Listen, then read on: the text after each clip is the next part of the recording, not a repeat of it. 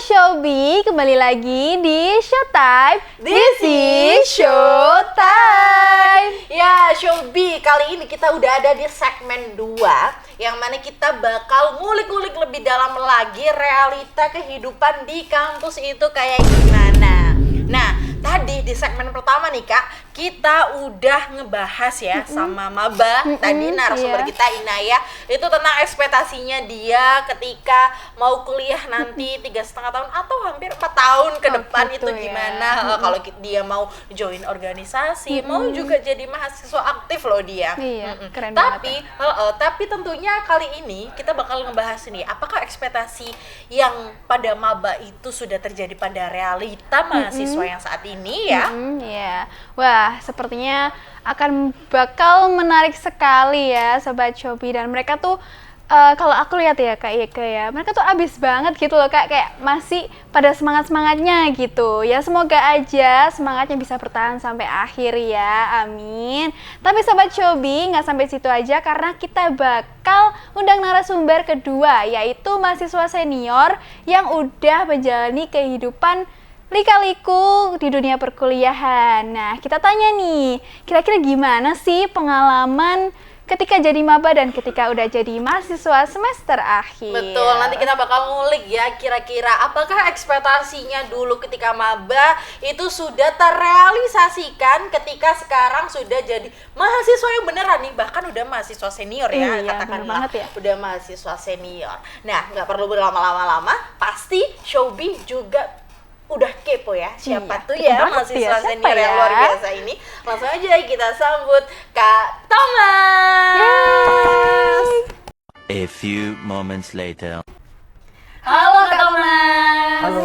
Apa kabarnya nih Kak? Alhamdulillah, kabar baik. Alhamdulillah. Baik ya. Jadi Sobat Showbi, di segmen sebelumnya kita udah ngobrol seru sama Inaya sebagai maba nih, dan dia juga udah nge-spill beberapa planning untuk 4 tahun ke depan dan ekspektasinya juga ya Kak Ika ya. FYI nih ya Kak Thomas, tadi tuh Inayah udah ngasih kita salah satu ekspektasinya tuh dia mau aktif di organisasi tapi nggak mau banyak-banyak. Oke, bisa dipahami. Dia cuma mau aktif di beberapa organisasi aja karena dia takut keteteran kalau kebanyakan.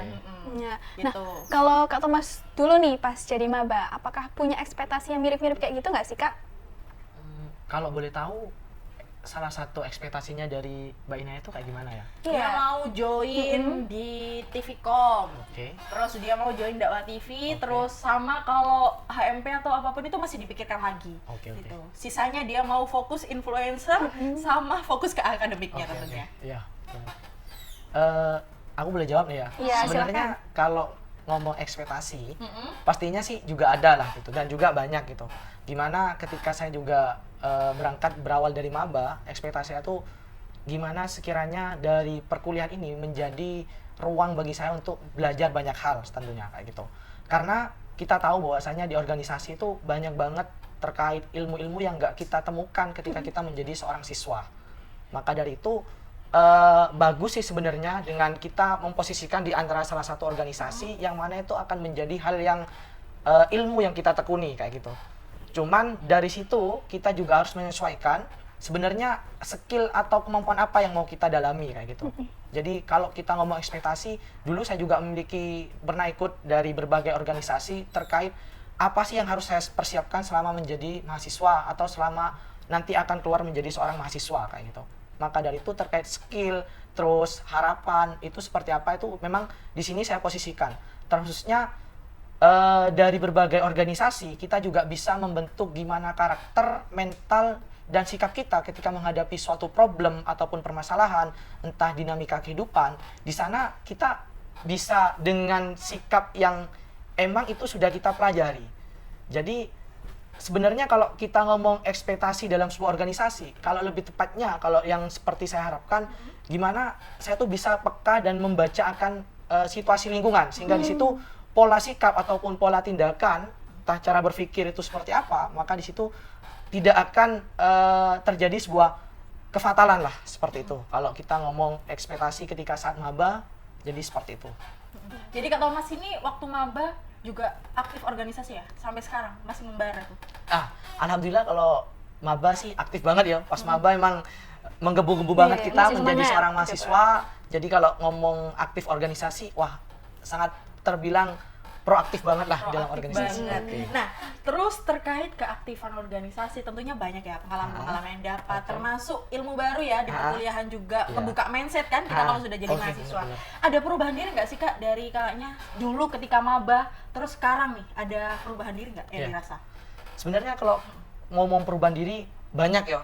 Ketika sebelum dan sesudah menjadi mahasiswa, bahkan sampai saat ini menjadi mahasiswa, perubahan diri itu banyak yang saya rasakan, terkhususnya dalam hal ketika kita menghadapi suatu problem, suatu permasalahan, dinamika kehidupan, di mana ketika kita mau mengambil langkah yang awalnya itu selalu ragu-ragu dan merasa takut karena takut salah, entah takut dalam artian banyak lah. Nah, di situ ketika menjadi mahasiswa ternyata dari sana setiap tindakan, setiap apa yang saya lakukan selama kita memiliki pengetahuan, saya maksudnya memiliki pengetahuan. Jadi rasa berani untuk melakukan ataupun memulai sesuatu itu sangat ngerasa sih dampaknya seperti apa dan ketimbang sebelum menjadi seorang mahasiswa seperti itu. Jadi perubahannya itu banyak ya dari hal sikap, pemikiran dan juga gimana kita itu sebagai mahasiswa juga harus bisa bertahan. Gimana kita juga tahu menjadi mahasiswa dengan berbagai kalangan, dengan berbagai adat, ras. Jadi menjadi mahasiswa itu sebenarnya simulasi lah gimana kita terjun di lautan masyarakat sebenarnya masyarakat seperti itu. langsung. Oke, seperti itu. Gitu. Nah, selama Kak Thomas kuliah, pasti kan banyak banget momen yang bikin berkesan gitu ya Kak Iya, ya. betul. Nah, bisa ceritain nggak sih Kak kira-kira momen apa yang bikin Kak Thomas berkesan dan momen apa yang paling bikin Kak Thomas tuh jengkel gitu atau nggak suka gitu Kak? Oke. Ya, sebenarnya kalau ngomong momen yang paling sangat berkesan ya, ketika menjadi mahasiswa itu gimana kita itu peka akan tanggung jawab dengan suatu kewajiban. Kita contohkan terkait kewajiban kita kuliah.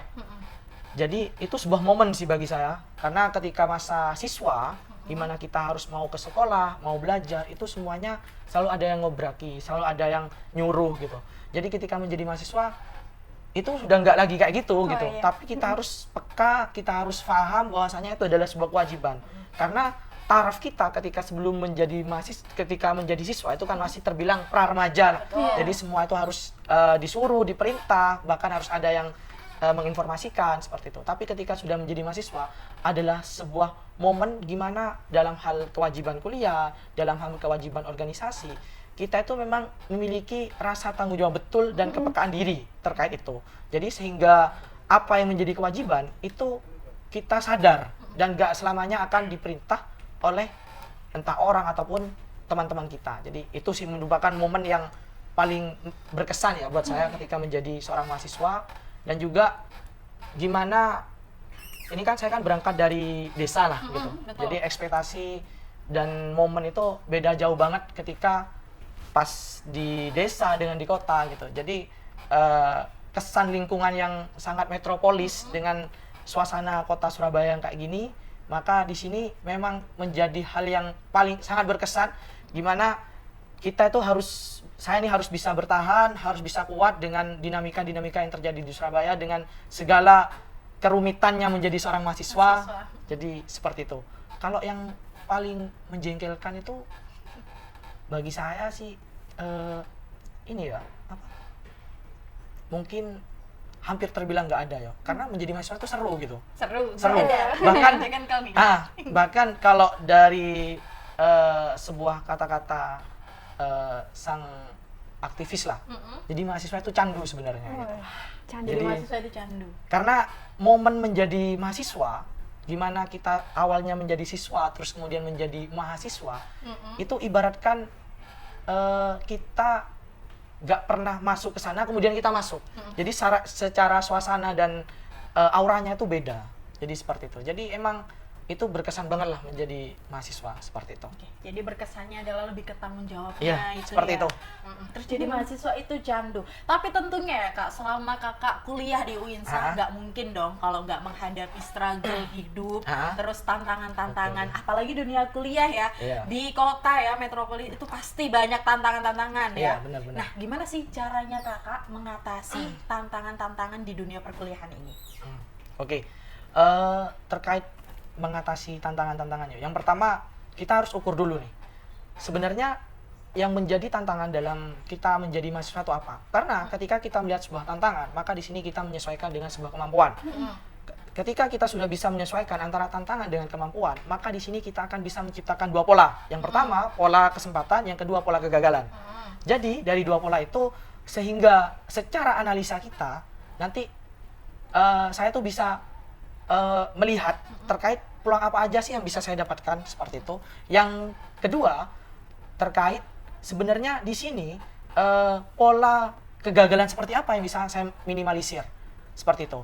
Kalau kita melihat sebuah contoh nih, kita contohkan bahwasanya terkait mata kuliah lah, gimana kita juga gak asing lagi kalau kita ngomong terkait mata kuliah, yaitu di sini kita banyak dan gak semua dari mahasiswa UINSA ini juga toh meskipun dalam konotatif kita Islam, Islam, tapi juga banyak dari lembaga-lembaga negeri yang juga masuk ke UIN, kayak gitu. Dan itu merupakan sebuah tantangan sebenarnya dalam hal perkuliahan. Maka dari itu sebenarnya dari tantangan itu apa sih tindakan yang harus kita lakukan untuk meminimalisir terjadinya sebuah kegagalan, untuk meminimalisir sebuah permasalahan. Jadi contoh sampel kecilnya seperti itu kalau kita mengkaitkan dengan perkuliahan. Intinya yang pertama itu kita analisa terlebih dahulu terkait kekuatan kita. Dari kekuatan itu ada peluang atau ada minimalisir kegagalan seperti apa, seperti itu. Tapi tetap dihadapi ya Kak tantangannya? Tetap dihadapi, karena gini, ketika kita melihat suatu permasalahan, kita melihat suatu tantangan, maka ketika kita mundur atau ketika kita malah nggak menghadapi, kita nggak akan tahu gimana sih bentuk kejutan setelah tantangan itu gitu. Karena ada tindakan, kita mungkinkan ada keberhasilan dan ada kemenangan, tetapi diam sudah pasti menimbulkan sebuah kegagalan, seperti itu. Kayak luar biasa sekali ya. banget ya. Jadi tetap dihadapi ya Shobi. Iya.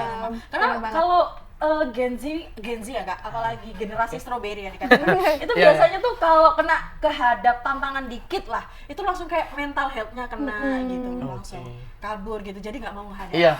Tapi kalau soal dari Kak Thomas ini harus dihadapi, biar dihadapi tahu ya. tuh kejutan kedepannya itu apa gitu ya Kak ya. Betul, kayak gitu.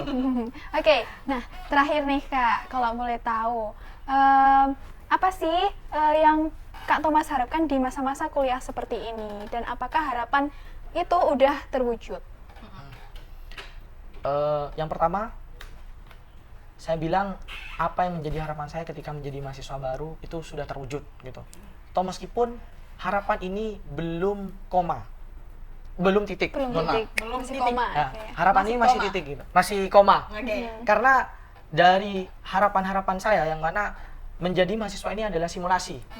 Seperti halnya tadi yang saya katakan, maka ketika kita ngomong simulasi, kita di sini belajar. Belajarnya di mana? Ya salah satunya di organisasi atau di perkuliahan. Menjadi mahasiswa itu kesempatan kita untuk belajar sedalam-dalamnya terkait pengetahuan. Cuman jangan kita persempit belajar itu hanya sekedar di bangku perkuliahan.